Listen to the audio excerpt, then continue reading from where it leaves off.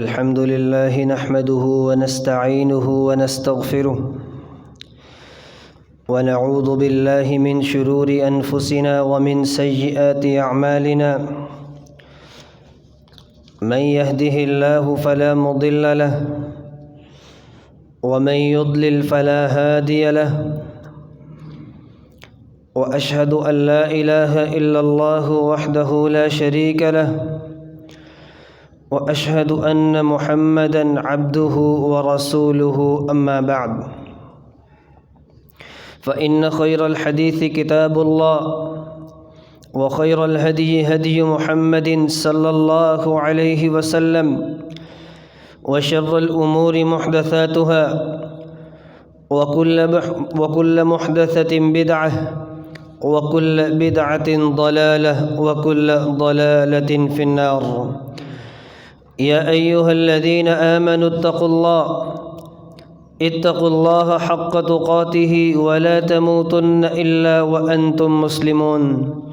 يا أيها الناس اتقوا ربكم الذي خلقكم من نفس واحدة وخلق منها زوجها وبث منهما رجالا كثيرا ونساء واتقوا الله الذي تساءلون به والأرحام إن الله كان عليكم رقيبا. يا أيها الذين آمنوا اتقوا الله وقولوا قولا سديدا يصلح لكم أعمالكم ويغفر لكم ذنوبكم ومن يطع الله ورسوله فقد فاز فوزا عظيما. اللهم صل على محمد وعلى آل محمد كما صليت على إبراهيم وعلى آل إبراهيم إنك حميد مجيد. اللهم بارك على محمد وعلى آل محمد كما باركت على إبراهيم وعلى آل إبراهيم إنك حميد مجيد. رب اشرح لي صدري ويسر لي أمري واحلل عقدة من لساني يفقه قولي. رب يسر ولا تعسر وتمم بالخير. أعوذ بالله السميع العليم من الشيطان الرجيم من همزه ونفخه ونفثه. بسم الله الرحمن الرحيم. يا أيها النبي إنا أرسلناك شاهدا ومبشرا ونذيرا وداعيا إلى الله بإذنه وسراجا منيرا.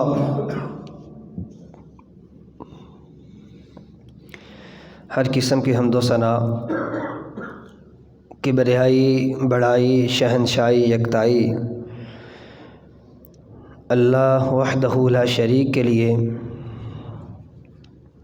جو مالک ملک، خالق کل ہے.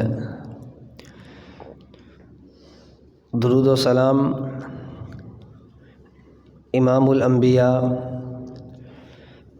جناب محمد الرسول اللہ صلی اللہ علیہ وآلہ وصحبہ وسلم کی مقدس مطہر بابرکت ہستی پر، جنہوں نے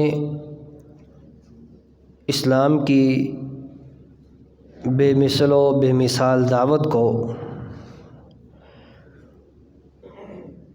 لوگوں تک انتہائی محنت و محبت و مودت سے پہنچایا ہے. رحمت و بخشش کی دعا جناب صحابہ کرام کے لیے، تابعین اعظام کے لیے، فقہاء کرام کے لیے، محدثین اعظام کے لیے، علماء کرام کے لیے، جو پیارے رسول صلی اللہ علیہ وآلہ وصحبہ وسلم کی سیرت طیبہ کا ذکر انتہائی محبت و مودت و عقیدت سے کرتے ہیں. علم وحی کو پڑھتے ہیں، پڑھ رہے ہیں اور قیامت کی دیواروں تک بتوفیق اللہ پڑھتے رہیں گے. عزیزان گرامی، سیرت النبی قدم بقدم سلسلے کے ساتھ ہم بتوفیق اللہ جڑے ہوئے ہیں. جس میں ہماری بات یہاں تک پہنچی تھی کہ رسول اللہ صلی اللہ علیہ وسلم اپنے رسالت اور تبلیغی دور کے بالکل ابتدائی مرحلے میں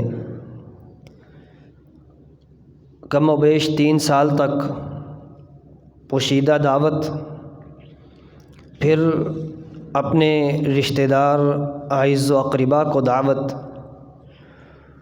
اور اس کے ساتھ پھر مکہ والوں کو عام دعوت کا ان کے سامنے اعلان کیا۔ اس کے ساتھ ہی آپ صلی اللہ علیہ وسلم کی دعوت کا سلسلہ مکہ کے ارد گرد، مکہ کے پڑوس میں لگنے والے مختلف بازار اور مختلف میلوں میں آپ کی دعوت کا سلسلہ پہنچتا ہے۔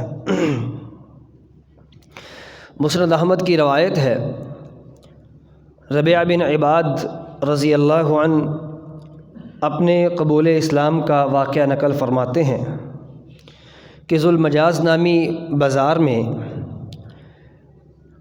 آپ صلی اللہ علیہ وسلم لوگوں کو تبلیغ کر رہے تھے۔ میں آپ کو نہیں جانتا تھا۔ میں نے کسی سے پوچھا یہ شخص کون ہے، تو بتایا گیا یہ قریشی ہیں، انہوں نے نبوت کا دعویٰ کیا ہے اور یہ نبوت اور رسالت کی دعوت دے رہے ہیں۔ کہتے میں ان کے پیچھے ایک آدمی کو دیکھا جو آپ کی دعوت کی تردید کر رہا تھا اور لوگوں کو کہہ رہا تھا لوگوں اس کی بات کو نہ ماننا۔ تو میں نے پوچھا یہ کون ہے، تو کہا گیا یہ آپ کا ہی رشتہ دار ہے، ابو لہب ہے۔ آپ صلی اللہ علیہ وسلم لوگوں کو دعوت دے رہے ہیں، یا ایھا الناس قولوا لا الہ الا اللہ تفلحون، اے لوگو لا الہ الا اللہ کہہ دو کامیاب ہو جاؤ گے۔ لیکن اس کے بالکل بیک پہ ہی کھڑا ایک آدمی ابو لہب، وہ اس دعوت کی تردید کر رہا ہے کہ اس کی بات نہ ماننا یہ جادوگر ہے، نعوذ باللہ من ذالک۔ عزیزان گرامی، آپ صلی اللہ علیہ وسلم نے اپنے دعوتی سلسلے کو کسی بھی وجہ سے منقطع نہیں ہونے دیا۔ یہ دعوتی سلسلہ جاری تھا۔ اللہ کی طرف سے یہ آیات اترتی ہیں، انکم وما تعبدون من دون اللہ حصب جہنم انتم لہا واردون۔ اے پیارے نبی، ان لوگوں کو بتا دیجئے کہ یہ جو لوگ اللہ کے علاوہ کسی اور کی عبادت کرتے ہیں جہنم کا ایندھن بنا دیے جائیں گے، ان کا ٹھکانہ جہنم ہے۔ تو قریش مکہ جب اس آیت کے بارے میں سنتے ہیں، شدید غیظ و غضب کے ساتھ، شدید غصے میں، ایک وفد کی صورت میں ابو طالب کے پاس حاضر ہوتے ہیں، اور اس وفد میں بہت سے لوگ سرداران قریش، عتبہ، شیبہ، ابو جہل، ابو سفیان، ولید بن مغیرہ اور بہت سے سردار ابو طالب کے پاس آتے ہیں اور کہتے ہیں آپ کے بھتیجے نے ہمارے بڑوں کو عیب دار کر دیا ہے، ہمارے بتوں کو برا بھلا کہنا شروع کر دیا، اور ہم جو اپنے بتوں کی تعظیم کرتے ہیں ہمیں جہنمی کہنا شروع کر دیا ہے۔ آپ اپنے بھتیجے کو سمجھائیے۔ ابو طالب کے پاس یہ پہلا موقع تھا کہ وفد کی صورت میں یہ لوگ آئے تھے۔ ابو طالب نے ان کو سمجھا بجھا کر ان کو واپس بھیج دیا۔ لیکن آپ صلی اللہ علیہ وسلم اپنی تبلیغ کو جاری رکھے ہوئے تھے۔ اسی دورانیے میں قریش کا، عرب کا ایک سردار عقبہ بن ابی معیط، وہ ایک سفر سے واپس آتا ہے۔ الکامل ابن اسیر کی کتاب رحمہ اللہ، اس میں یہ واقعہ درج ہے کہ جب وہ واپس لوٹا، اس نے آ کر سرداران کو اور زعماء کو، شرفاء کو اپنے ہاں ایک دعوت کا اہتمام کیا، ان کو دعوت دی، کھانے پر بلایا، رسول اللہ صلی اللہ علیہ وسلم اس دعوت میں شریک ہیں۔ آپ عقبہ بن ابی معیط کو کہتے ہیں، اے عقبہ، ما انا بآکل طعامک حتی تشہد ان لا الہ الا اللہ وان محمد رسول اللہ۔ اے عقبہ بن ابی معیط، جب تک تو یہ نہیں کہے گا کہ اللہ کے علاوہ کوئی معبود نہیں ہے اور محمد الرسول اللہ صلی اللہ علیہ وسلم وہ اللہ کے آخری رسول ہے، میں تیرا کھانا نہیں کھا سکتا۔ عقبہ بن ابی معیط کہتا ہے، یہ کیا بات ہے، میں بھی کلمہ پڑھ لیتا ہوں، آپ کھانا کھائیے۔ اس نے کلمہ پڑھا اور کھانا رسول اللہ صلی اللہ علیہ وسلم نے کھایا، آپ صلی اللہ علیہ وسلم واپس آئے۔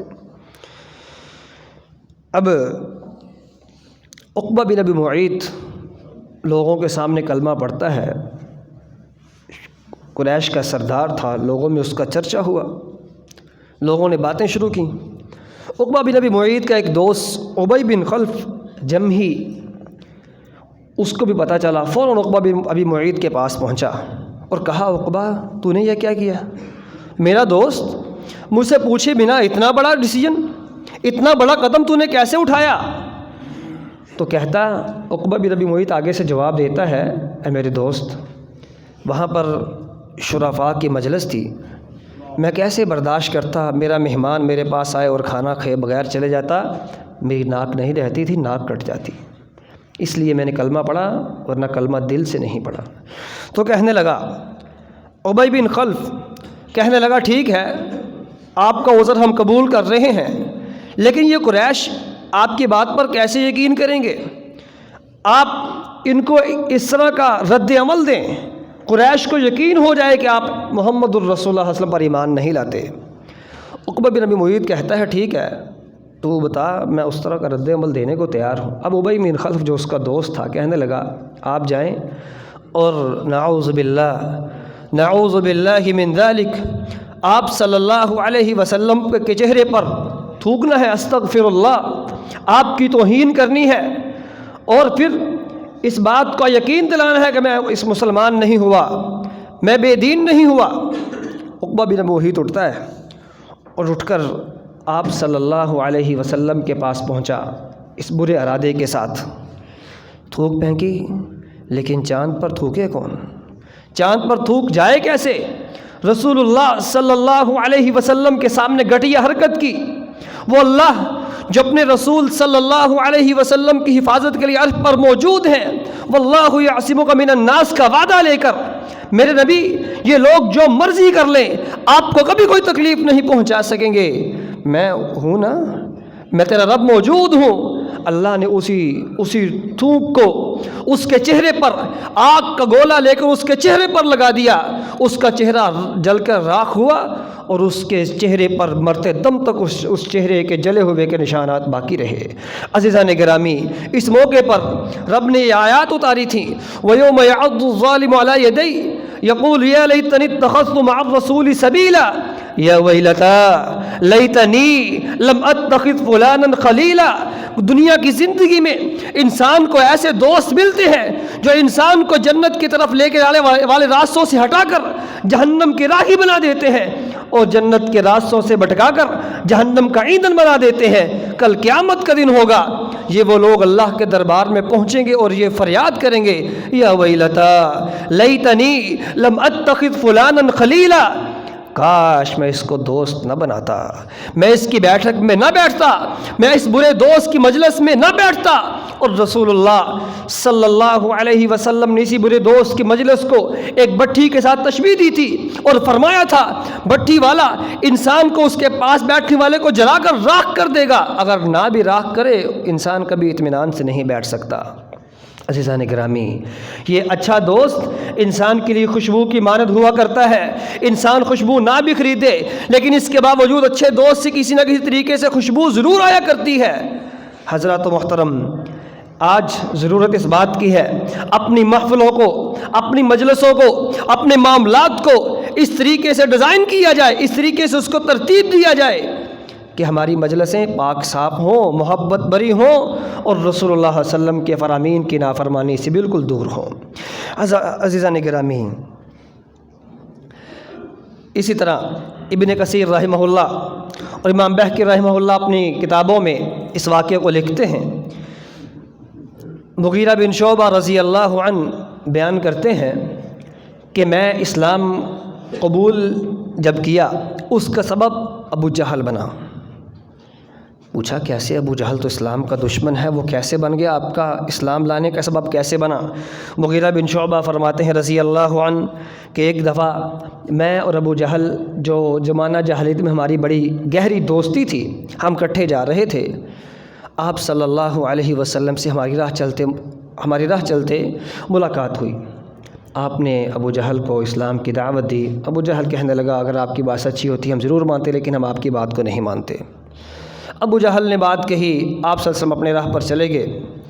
مغیرہ بن شعبہ فرماتے ہیں آپ صلی اللہ علیہ وسلم کے جانے کے بعد ابو جہل میری طرف متوجہ ہوا اور کہنے لگا مغیرہ سچ بات بتاؤں کہ یہ محمد صلی اللہ علیہ وسلم سچی بات کرتے ہیں، جس دین کو لے کے ہیں یہ بات سچی ہے۔ مغیرہ بن شعبہ فرماتے ہیں میں متوجہ ہوا، حیران ہوا، پھر تو نے بات مانی کیوں نہیں؟ تو ابو جہل کہتا ہے مغیرہ ان لوگوں نے کہا کہ ہم کعبہ کے متولی ہیں، ہم نے مان لیا۔ انہوں نے کہا حاجیوں کی خدمت ہم کریں گے، ہم نے مان لیا۔ ہم نے ان کی ساری باتوں کو مانا۔ انہوں نے مہمانوں کو کھانا کھلایا، اپنا شرف بڑھایا۔ ہم نے بھی مہمانوں کو، لوگوں کو کھانا کھلایا، اپنا شرف بڑھایا۔ آج اگر ہم ان کی نبوت کو بھی مان لیں پھر ہمارا ان میں فرق کیا رہا؟ پھر تو یہ ہم سے بڑھ گئے، ہم سے یہ بڑھ جائے، مجھے گوارا نہیں ہے۔ اور یہ تکبر تھا، حق بات کو پہچان لینے کے باوجود نہ مانا اور اسلام کی دعوت کو ٹھکرا دیا۔ لیکن عزیزان گرامی، رسول اللہ صلی اللہ علیہ وسلم کی دعوت میں، آپ کے استقلال میں، آپ کی ثابت قدمی میں ذرا برابر بھی فرق نہیں آیا۔ جب مکہ والوں نے دیکھا کہ اسلام کی دعوت بڑھ رہی ہے، آپ صلی اللہ علیہ وسلم دعوت دے رہے ہیں، تو انہوں نے ایک نیا حربہ استعمال کیا۔ وہ حربہ تھا اسلام پر اعتراض، قرآن مجید پر اعتراض، رسالت پر اعتراض، آخرت کے دن پر اعتراض۔ قرآن مجید پر اعتراض کیا کہ یہ کسی مخلوق کا کلام ہے، لمبی تفصیل ہے۔ رسول اللہ صلی اللہ علیہ وسلم کی ذات پر اعتراضات کیے گئے، اللہ تعالیٰ کی وہ ایک اس کی الوہیت، ربوبیت پر اعتراضات کیے گئے۔ جب تمام قسم کے اعتراضات، پھر آخرت کے دن پر، قیامت کے دن پر اعتراض کیا گیا۔ عاص بن وائل، ایک روایت میں عاص بن وائل ہاتھ میں ہڈی پکڑے ہوئے اور بسیدہ ہڈی پکڑ کے اس کو مسل رہا ہے اور ساتھ کہہ رہا ہے اس کو یہ دوبارہ زندہ کیسے ہو سکتی ہے؟ تو اللہ فرماتے ہیں اولم یر الانسان انا خلقناہ من نطفہ فاذا هو خصیم مبین۔ اور انسان تو کیا سمجھتا ہے اللہ انسان کو کیسے بنائے گا؟ اللہ تعالیٰ فرماتے ہیں جس اللہ نے پہلے انسان کو کچھ نہیں تھا تب بنایا، بعد میں بنانا تو اللہ کے لیے اس سے بھی زیادہ آسان ہے۔ عزیزان گرامی، جب اعتراضات، اس کی بوچھاڑ اللہ تعالیٰ نے قرآن مجید میں تفصیل کے ساتھ اللہ تعالیٰ کی ذات کے حوالے سے، عقائد کے حوالے سے، رسالت اور آپ صلی اللہ علیہ وسلم پر اترنے والے قرآن اور آخرت کے حوالے سے ان کو مکمل طور پر بہترین جواب سے نوازا، جس کی تفصیل انشاءاللہ ہم کسی موقع پر بیان کریں گے۔ خیر، بات کرنے کی یہ ہے کہ ان کا ایک مرحلہ یا ایک ان کا طریقہ رسول اللہ صلی اللہ علیہ وسلم کی دعوت پر اعتراض کا تھا۔ جب یہ اعتراضات بھی کارآمد نہ ہوئے تو پھر صلح صفائی کی کوشش شروع کی۔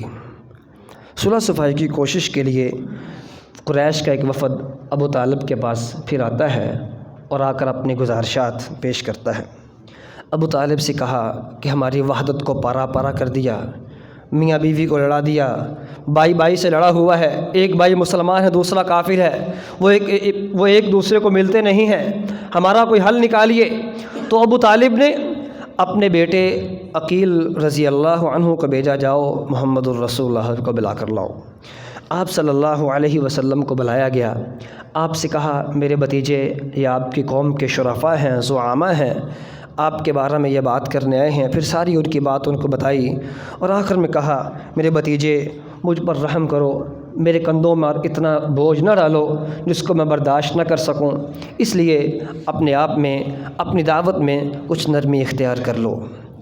ابو طالب کی بات جب سنی، رسول اللہ صلی اللہ علیہ وسلم نے محسوس کیا ابو طالب میرا چچا جو آج تک میرے لیے سب کچھ کرنے کے لیے تیار، آج کچھ نرمی اور آج کچھ مداحنت کے موڈ میں ہے، فوراً کہا واللہ یا عم لو وضع الشمس فی یمینی والقمر فی یمینی فی یساری، اے میرے پیارے چچا آپ کیا بات کرتے ہیں؟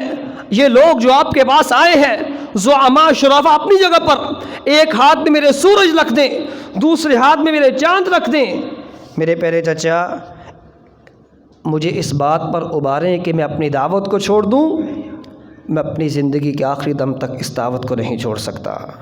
جب آپ کے چچا نے آپ کی اس طریقے سے بھرپور دعوت کو سنا تو فرماتے ہیں میرے پیارے بیٹے اذهب یا ابن اخی فقل ما احببت، جو تو چاہتا ہے لوگوں کو کہتا رہ، واللہ واللہ اللہ کی قسم میں جب تک زندہ ہوں تجھے کسی کے حوالے نہیں کر سکتا، تجھ پر آنکھ اٹھا کر ہاتھ اٹھا کر بھی نہیں کچھ کر سکتا۔ عزیزان گرامی، بات کہنے کی یہ ہے جب رسول اللہ صلی اللہ علیہ وسلم آپ اپنی دعوت میں مضبوط ہیں، اپنی بات میں مضبوط ہیں، تو پھر کسی کی بات، کسی کا قول، کسی کا کوئی رد عمل آپ صلی اللہ علیہ وسلم کے سامنے نہ ٹھہر سکا۔ اور آج بھی ایک مسلمان جب اپنے عمل میں، اپنی بات میں، اپنے کردار میں جب مضبوط ہوگا تو پھر اس کے سامنے بھی کوئی نہیں ٹھہر سکتا۔ کسی کا فلسفہ، کسی کی بات، کسی کی سرکشی، کسی کی سازش کچھ نہیں کر سکتی۔ لیکن ضرورت اس بات کی ہے آج ایک مسلمان کو اپنے کردار میں، اپنے اعمال میں، اپنے علم میں، اپنے عقائد میں مضبوط ہونے کی ضرورت ہے۔ عزیزان گرامی، اسی طرح جب یہ کوشش بھی ناکام ہوئی تو تیسری کوشش پھر کی گئی۔ تیسرا وفد جو آپ کے ابو طالب کے بعد پھر آتا ہے اور ولید بن مغیرہ کا جوان سالہ بیٹا عمارہ اس کو ساتھ لیا، جو جوان بھی تھا، بہادر بھی تھا، خوبصورت بھی تھا، آ کر کہا کہ ابو طالب آپ کا بھتیجا جوان ہے، خوبصورت ہے، آپ اس کو ہمارے حوالے کر دیں اور یہ عمارہ ہے اس کو آپ رکھ لیں۔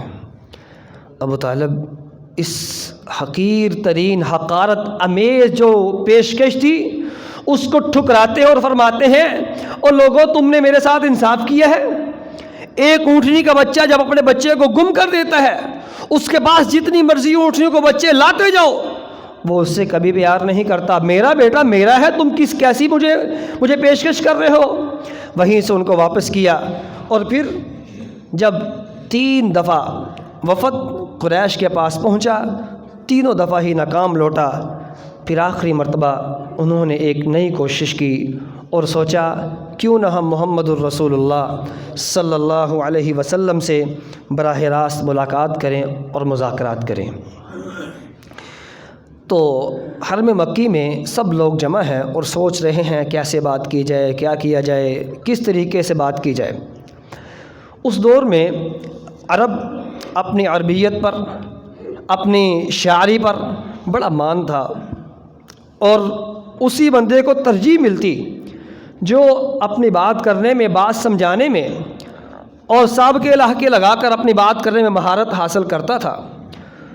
اور ایسے ہی افراد کا انتخاب شروع کیا گیا تو انہوں نے کہا کہ سب سے جو اس وقت اس کام کے لیے پرفیکٹ جو آدمی ہے وہ عتبہ بن ربیعہ ہے، اس کے سامنے یہ بات رکھی جائے کہ وہ محمد الرسول اللہ صلی اللہ علیہ وسلم سے آ کے بات کرے۔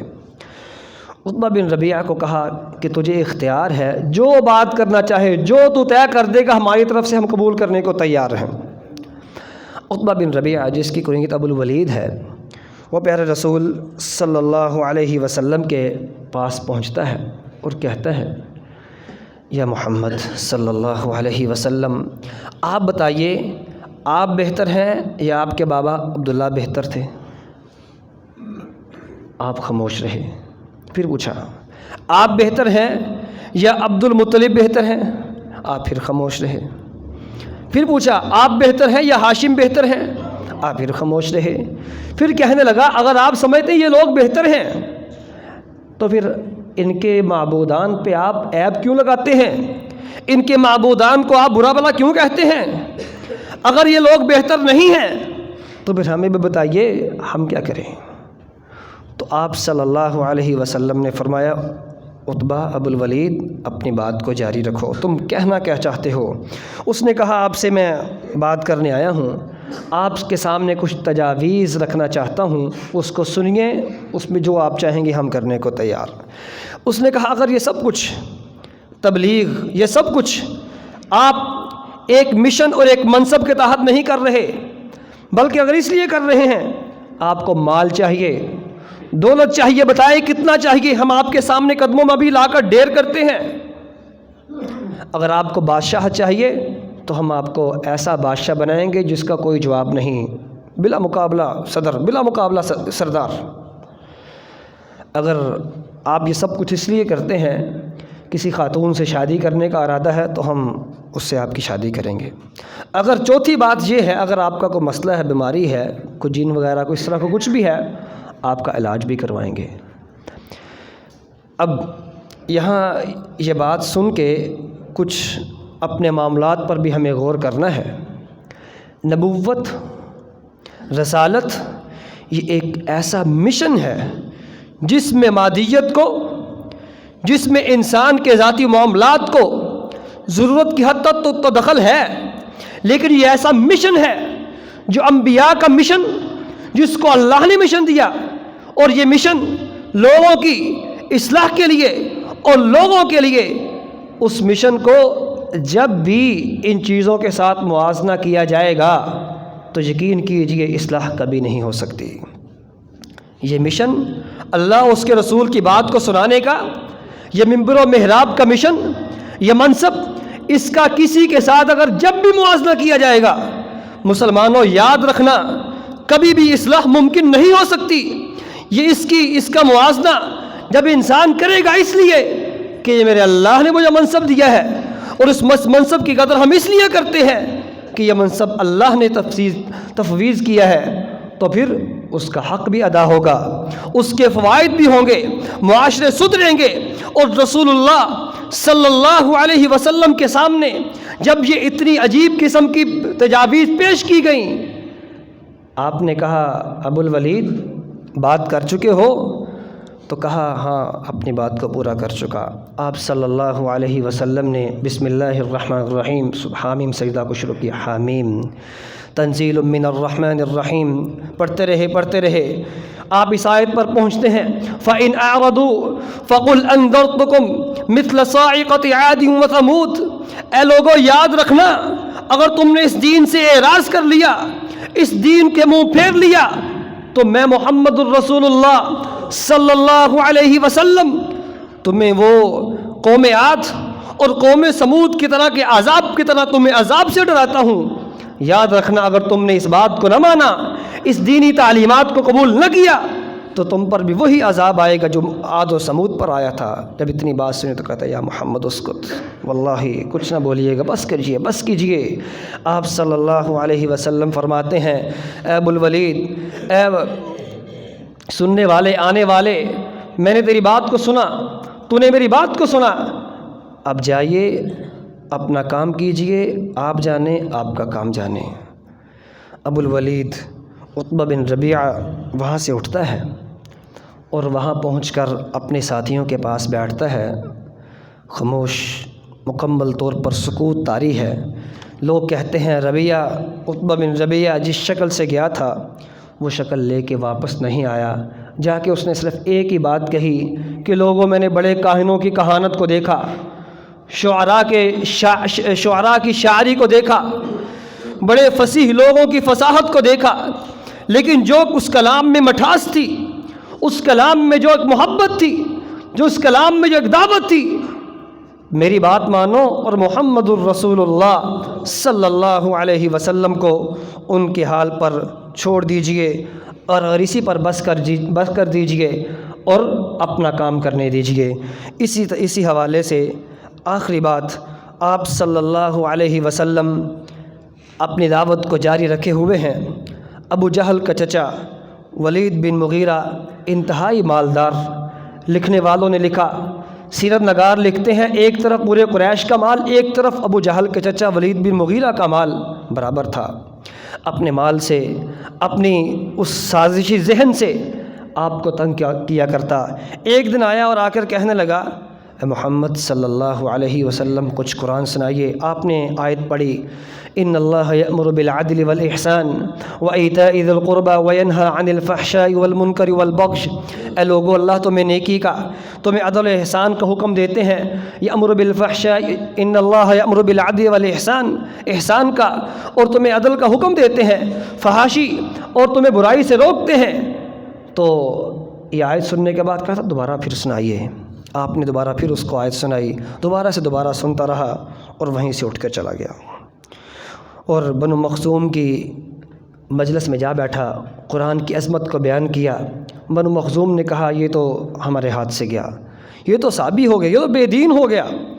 تو ابو جہل کہتا ہے آپ بیٹھو، میں اپنے چچا کا حساب لگاتا ہوں۔ چچا کے پاس پہنچا، جا کر کہتا ہے چچا آپ کی قوم آپ کی وجہ سے پریشان ہے، آپ سے ناراض بھی ہے، کوئی ایسی بات کہیے، ایسی بات کہی آپ کی قوم آپ سے مطمئن ہو جائے کہ آپ بے دین نہیں ہوئے۔ وہ کہنے لگا بھتیجے کیسے کہوں، وہ قرآن تھا ہی ایسا، اس کی مٹھاس تھی ہی ایسی، وہ دل میں اترا ہی ایسا ہے، اس کے بارے میں بات کرنا میرے بس میں نہیں۔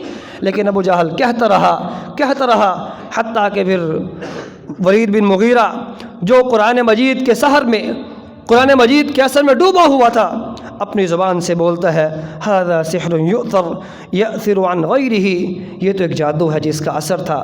عزیزان گرامی، آپ صلی اللہ علیہ وسلم کی دعوت جو بڑھ رہی تھی، اللہ اس کو بڑھا رہے تھے، اللہ تعالیٰ کی توفیق سے وہ لوگوں کے دلوں میں چھا رہی تھی اور اللہ نے اس اسلام کی دعوت کو ہم تک پہنچایا۔ ہم اس پر اللہ کے شکر گزار ہیں۔ انشاءاللہ اس سیرت النبی کے سلسلے کو ہم اگلے جمعے سے آگے بڑھائیں گے۔ اللہ ہم سب کا حامی ناصر ہو۔ السلام علیکم ورحمۃ اللہ وبرکاتہ۔